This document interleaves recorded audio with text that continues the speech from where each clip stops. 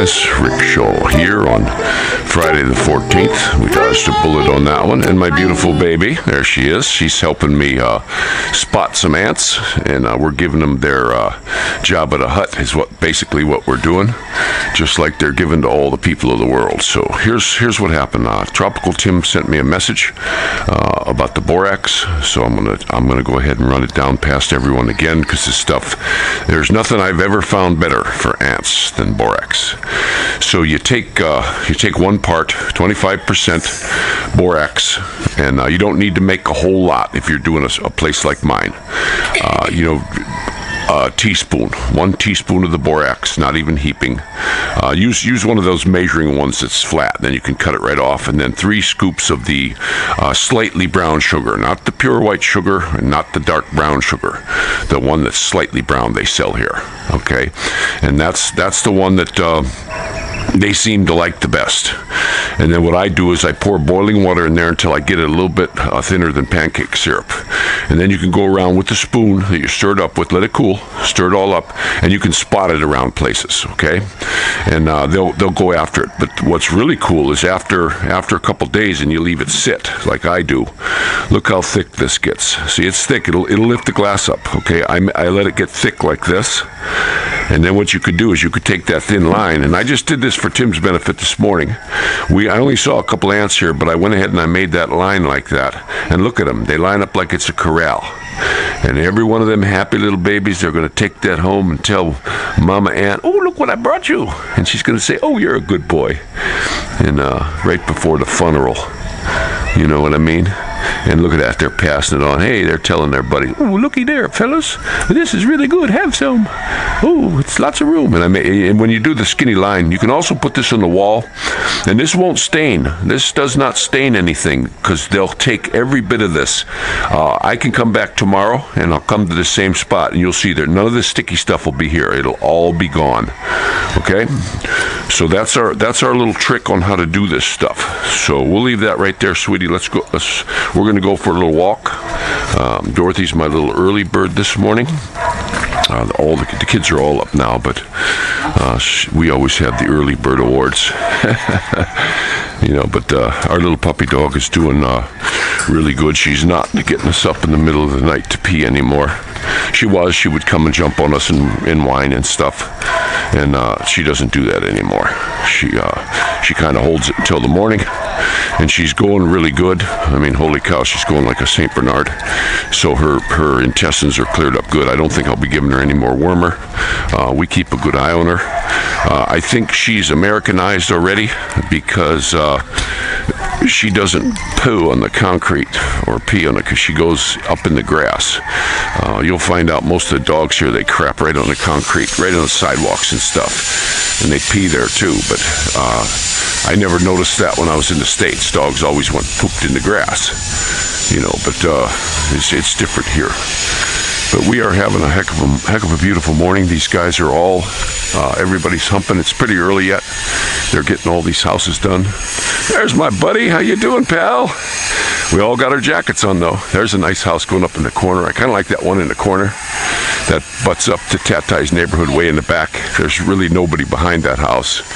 And it seems, I wish I'd have known that they were only going to put one house there, because I'd have bought that lot, because it's got extra ground around it. Even if it's not your ground, you got extra ground there that you could probably park a car or something, or have a little garden. Who knows? Not a lot of light there, but for a garden, but pretty cool. But the guys, they're all up this morning. They're up there ready to go. Now, one thing that down here, I wouldn't have really wanted to be down on this end, though. I deliberately bought as far as I could away from this, because on the other side of this wall, there's a huge drop-off. And when we had that big rain, that wall collapsed, basically, and all the ground split. They didn't dig this ground out of here. They did not dig it out. That ground that was here went down to the river. Now, another thing they do here, which is really crappy, they'll backfill this with all that garbage in there. And you would think, you would think as a foreman here, and I've mentioned it to them, they don't care, that they would get that out of there. They're using it as a garbage dump, and that way when they go to build that other house, they're going to bring all the the dirt, and they're just going to fill over that. Well, that's not going to be good solid ground, and that's supposed to be where the kids' rec center is going to be built. Good morning. And so it's not, it's just not cool. It's not the way things should be done, but this is the way things are done here. But there's another one, getting all their stuff in. Now this one here, when you look at how they do these, the way they wire these in, I actually got online, and the way these guys are wiring them in, they're doing better than what they did on the last one. I noticed that these are up to the way they want them to do in the code, how you tie them into the base, whereas the other ones, I looked at them and they weren't done right. They were put on the bottom, you know what I mean, like on the inside, and that's not the way it says when I looked it up how to do it, because this interests me. I was always in construction, and it interested me, and I did bring it to their attention. I don't think anything I said changed their mind. I think it's just a different crew. See, this is a different crew doing this than the last crew. Each house seems to have a different crew, and if you look at it, they're all different. So I would think that Demeterland should have somebody here that would ensure that they would all be done the same and they would all be done correctly. But I've seen it done incorrectly already, because I go look. When I ran jobs, and you have to look, and I ran jobs where if I saw a plumber or a heating guy, or if I saw something else, I'd go talk to that foreman and say, hey, you're one of your guys over here is doing something, and they would help me too. They would come up and say, hey, I seen one of your electricians doing, this is what you do when you're on the jobs. You help each other.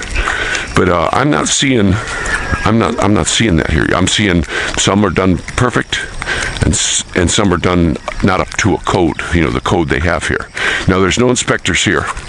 It's up to them. But this crap with the big hole over there in the garbage, we got Demeterland people driving around in vans all the time, even bringing people. You think they'd have went by there and said, hey, you guys got to clean that up. Nope, they don't. They just in the office, and it's not their job, man. Here, if it's not your job, nothing gets done.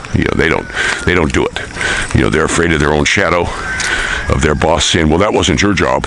Well, me, I took it upon myself when I saw something that was wrong, and I took it upon myself to, be the town crier, I guess, because the whole job needs to be done right. Because when something goes wrong on a job, they're not going to blame an individual person for something wrong. They're going to want the whole crew, all the trades out of there. They're not going to want those guys no more, that whole crew. So you got to make sure the jobs are done right. And I know when I was doing my work, it had to be right.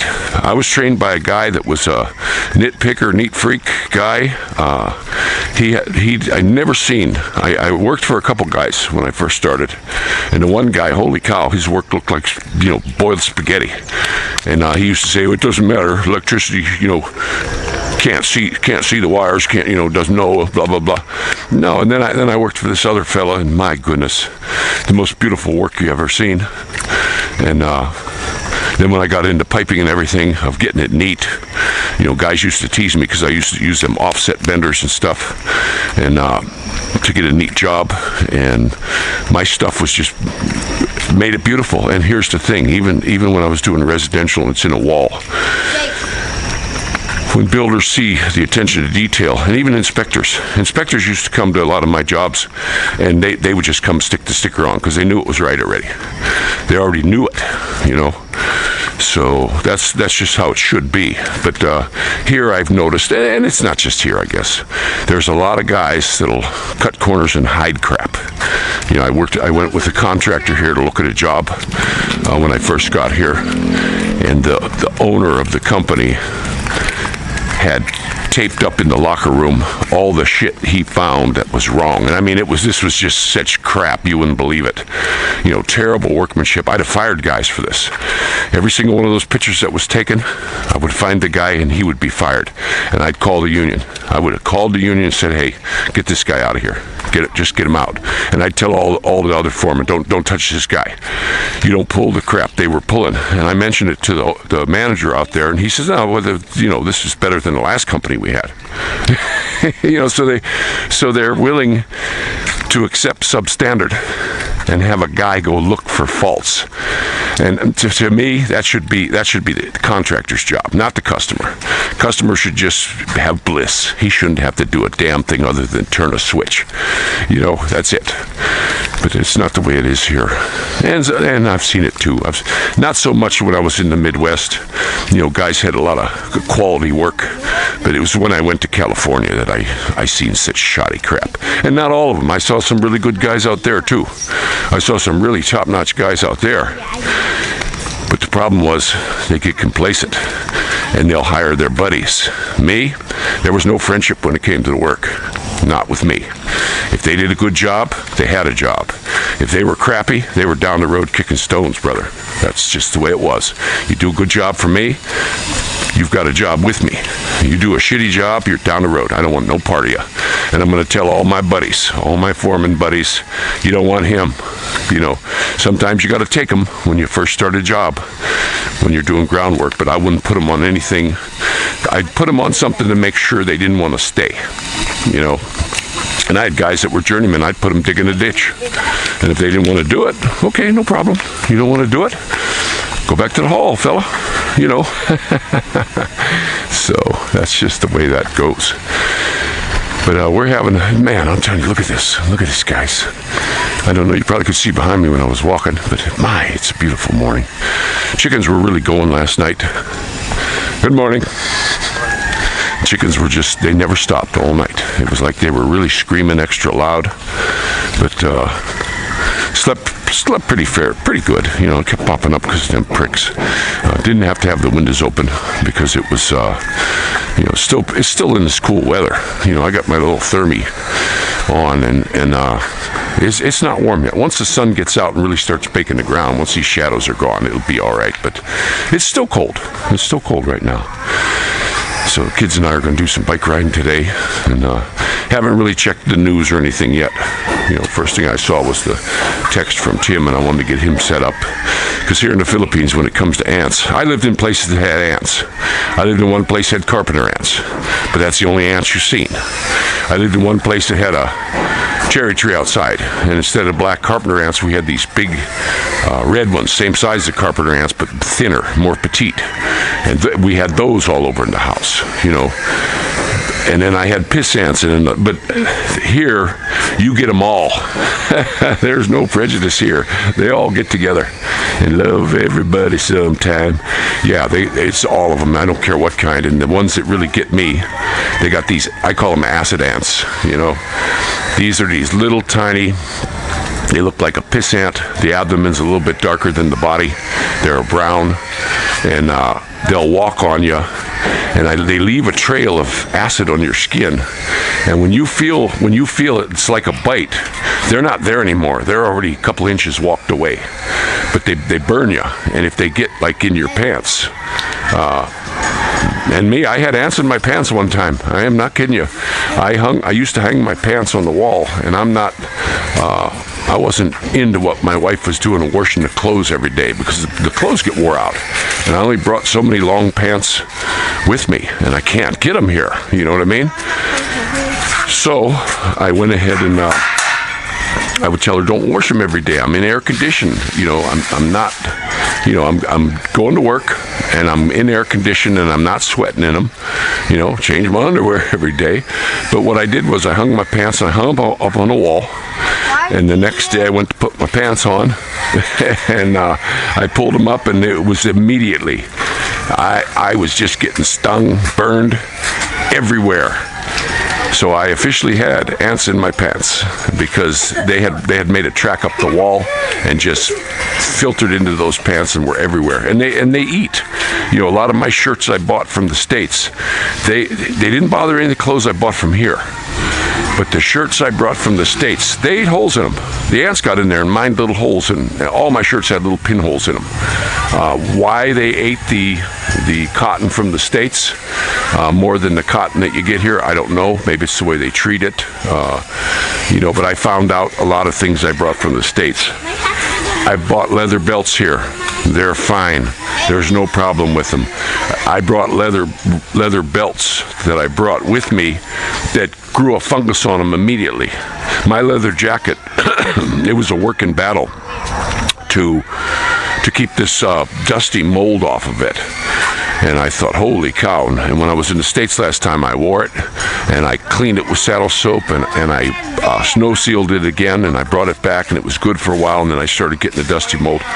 Well, my buddy told me, he says, oh no, you put that out in the rain. And I'm thinking, man, that don't sound right. To me, that just sounded totally wrong. But you know what? He's a good friend, and he's a pretty smart guy.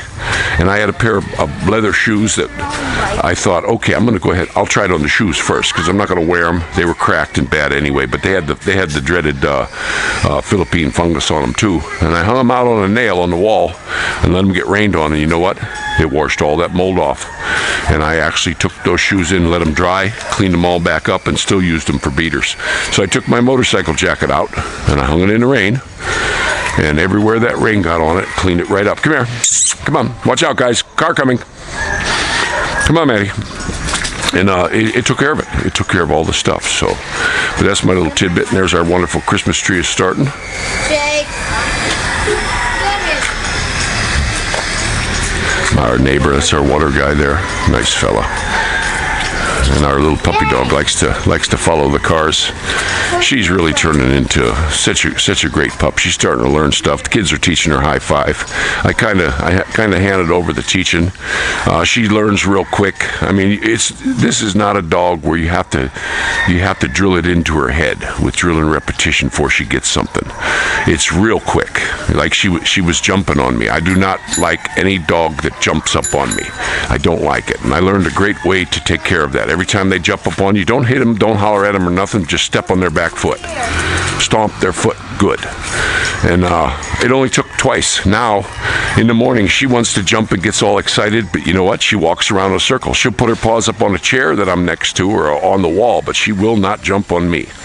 And it only took a couple times. She's just a super smart little pup dog, and we're happy as a lark to have her. I mean, everywhere we go now. Even when I took the bike, we took a motorcycle ride up around the area with the kids on there. Our hobble rides we take. Hi, sweetheart. And she trotted along with us the whole way, all the way up to the guard shack and zigzagging all through the streets. And boy, was she tired when she was done. But she follows us too on the bicycles. And now I'm happy because if the kids go on the bicycles, she's following them too. And that's what I wanted her for. I want, when the kids go and do something, I want them to follow. I remember when I was real young, I had a buddy, my buddy Tommy. He always had this big dog, their family dog. Every time we'd go down to this reservoir, the dog would follow him. And we used to write the stuff we did. I went back years later and looked at the stuff we did, and I would never do it today. We used to ride down this hill on the bike that just was unbelievable. We weren't scared. We just did it. We seen somebody else do it, so we did it. You know, it was like nothing. And hi, beautiful. And well, his dog was barking down there, and they came up to the house and seen me and started tugging on me, and I went down there. Here he had fell down on his bike. He was okay, but the dog actually came up and was alerting everybody.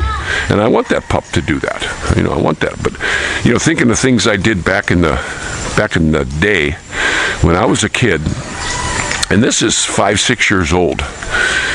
We had a pool in the backyard and used to jump on the pool. There was a big deck around. It was an above ground pool. And then we would climb on the garage and we would run up to the peak. Well, I had an uncle that put a basketball hoop. And he had the thing exactly at 10 feet. He was real anal. It was like done real nice. He welded these real nice brackets to get it out from the front of the garage with this big 2-car garage made out of block.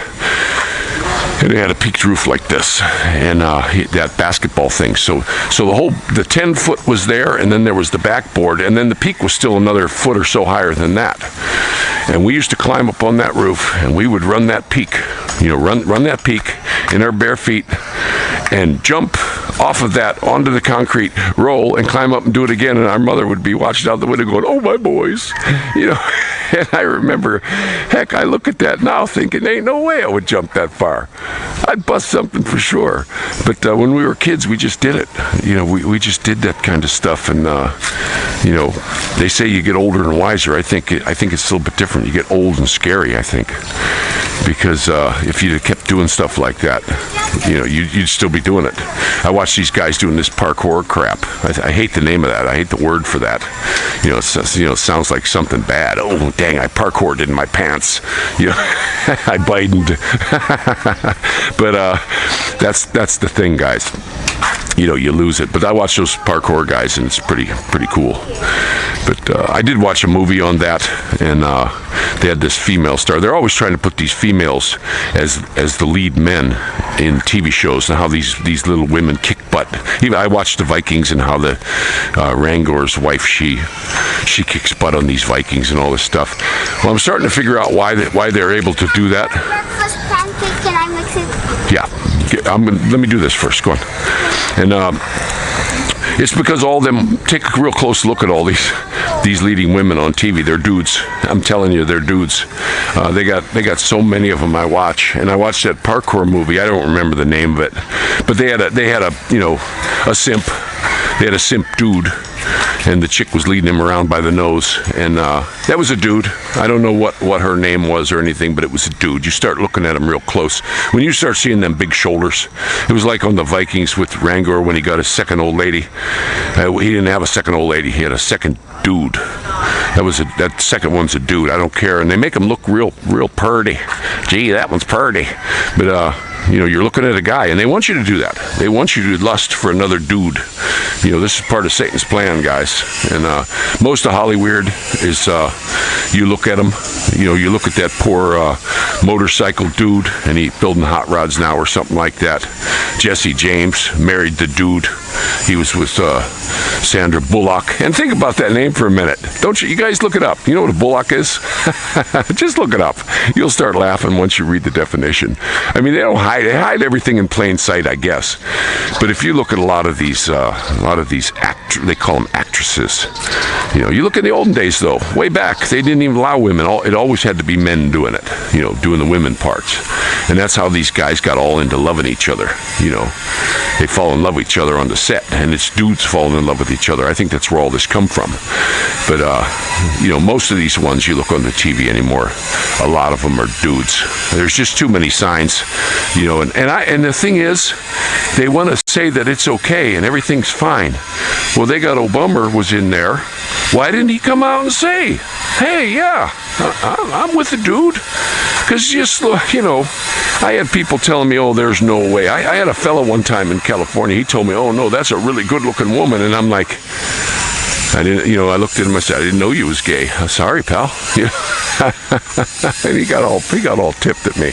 He was mad at me. But he's the same guy who told me he thought Nancy Pelosi was good looking.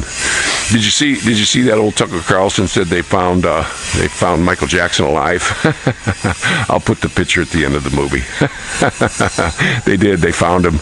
He's alive and well. A little bit older and kind of grizzled a little bit, but he's still alive. And you'll see the picture in a little bit. But I'm going to go ahead and let you go. I got to cook these babies some pancakes. And this one will be ready to move in real soon. They're doing some final touch-ups. The water and everything's on. And they got some few more things to finish up. We met these neighbors here. Super nice folks.